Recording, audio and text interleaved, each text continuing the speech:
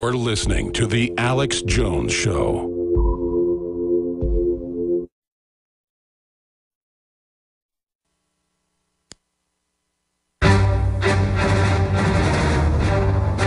Big Brother.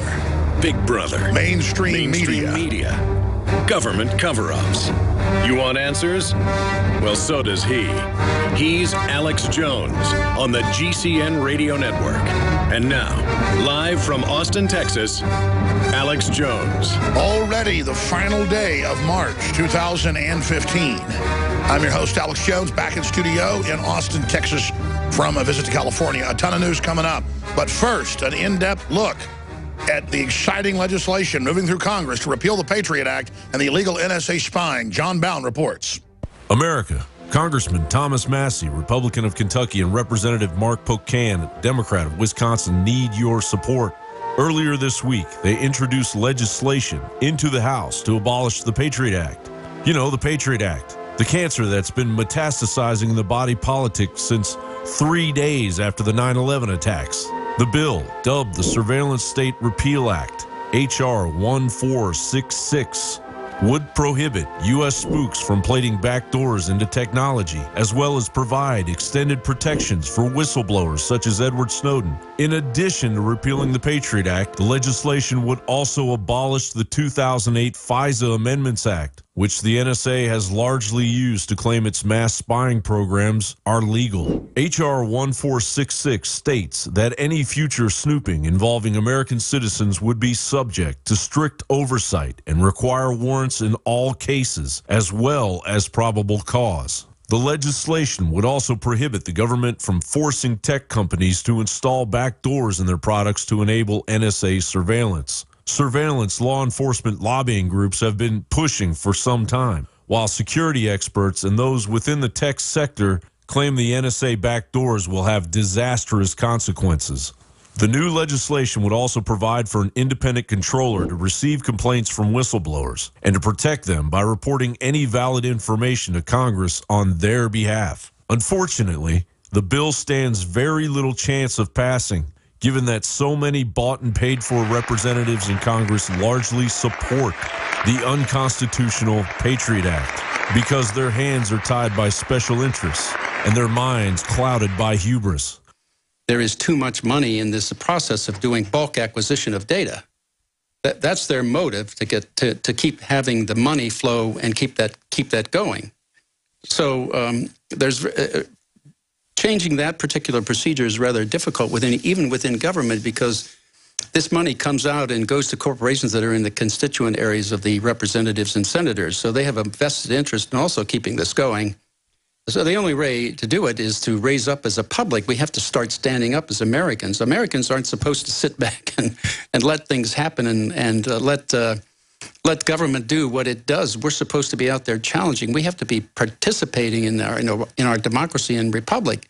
We cannot sit by and let these things happen and be quiet. If we do, we're going to get this totalitarian state that we're sliding toward right now.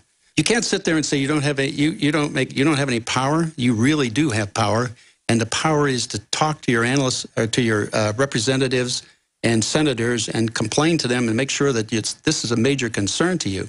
And when they come around to give you town meetings and talk to you and to get your vote, stand up and address them and make them publicly come out with a statement of their position on this issue.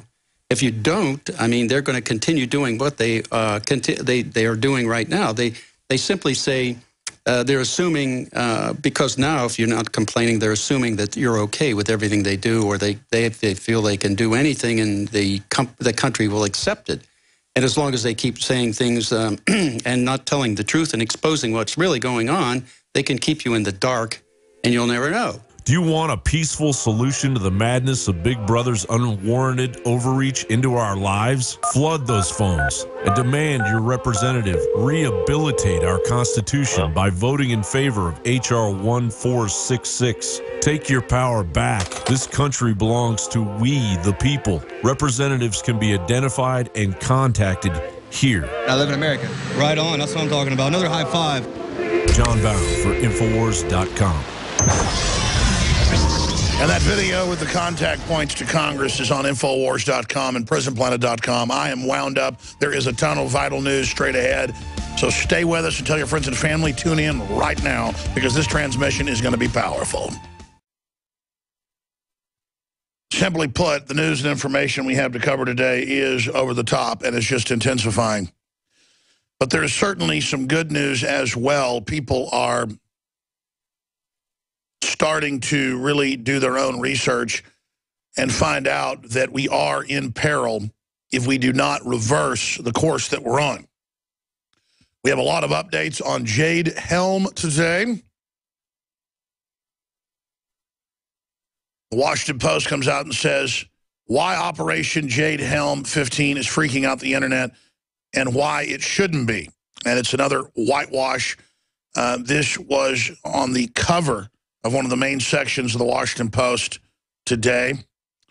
It was on the cover of Metro and State, I guess last Thursday, here where I live, on the cover of that section of the paper, a regurgitation almost word for word, if you compare the articles to the Dallas Morning News and the Houston Chronicle and a bunch of other papers. This stuff is being basically put out by Pentagon PR teams and then regurgitated with only a few of the words changed so it isn't open plagiarism. Pretty amazing.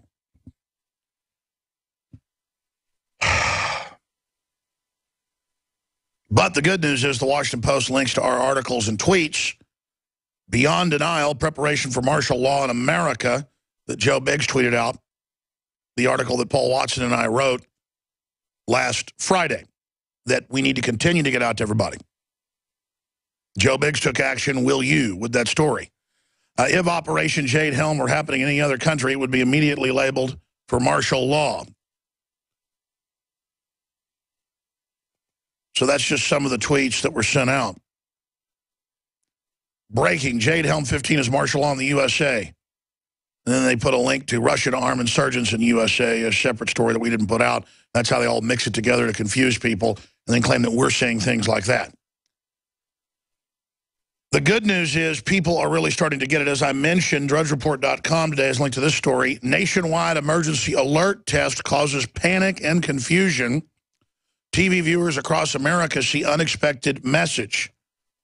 Now, why do people get upset by this? Having presidential messages on their phone, seeing their television taken over and saying prepare for civil emergency? Because folks understand that we're not in Kansas anymore. That we're not in Mayberry anymore. That we are becoming a tyranny. And that's why folks have resonated with our warning about Jade Helm since day one. Now, over 2 weeks ago, we said, this is not a takeover this summer that will be actual martial law. It is in preparation to condition the troops, the local governments, and the population, and to test media control. And that's what they're doing now, is wargaming this to try to see if they can sell the idea of permanent military occupation on our streets. And it's been in hundreds of government-issued publications. That's a conservative number. Stars and Stripes, Army Times. We've made films. We've made special reports. We've shown you, the Washington Post, the New York Times, how we need troops on the streets permanently, and we need checkpoints at the malls, and we need NSA spying to keep you safe. But the border's going to be wide open, and we need to go after the Tea Party and gun owners. And MSNBC says it's good that the IRS is going after veterans groups and Christian groups and the Tea Party groups. Good, arrest them. They shouldn't have speech. We've played those hardcore, flaming authoritarian statements here.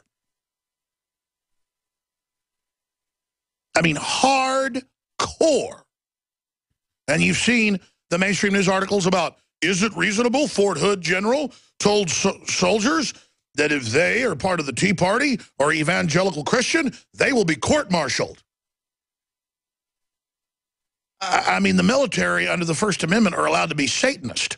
I don't like that, but you can read Austin American Statesman articles and Colleen newspaper articles about the giant satanic parties they throw in public at parks on the base with orgies and you name it. And the police go, well, it's their religious right.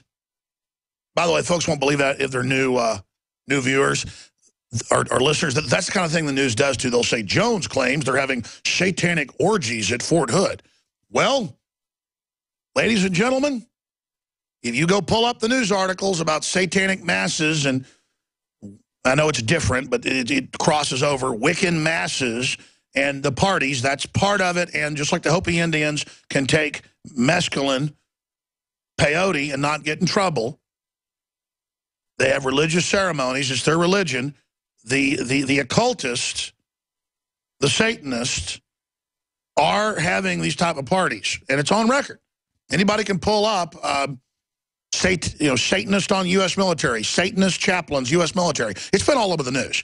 But they think the public's stupid, so they'll probably have a news article about that saying Jones claims they're having satanic meetings on basis. My issue is you can be a Buddhist, you can be a Satanist, you can be an agnostic, you could be a Hindu, you could be a Muslim, you could be a Baptist, even